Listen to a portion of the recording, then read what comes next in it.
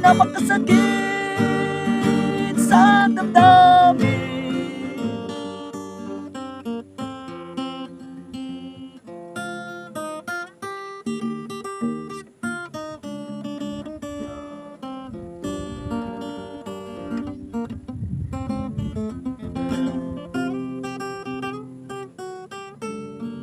Ako ay may alaga, ito ay mataba. Nung una kong kinuha, siya'y tuwang-tuwa. Ito'y isang ibon galing sa kagubatan. Ako ay masaya dahil ako'y may laruan.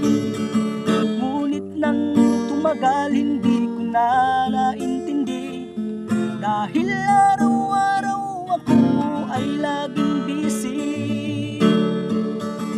Lumipas ang mga oras, wala na akong panahon na alagaan itong aking munting ibon. Napakasakit sa damdamin, yung hindi ko na napapansin. Napakasakit sa aking puso, yung alaga ko hindi ko na nahihipo.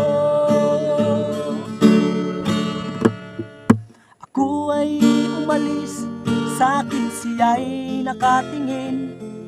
Hindi ko man lang siya nabigyan ng kaunting pagkain. Ngunit pagdating ko, ako'y nagtataka. Ang dalawa kong ibon, bakit ngayon ay isa na? Agad kong sinilip itong aking munting ibon.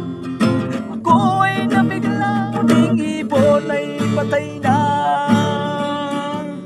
Napakasakit sa damdamin,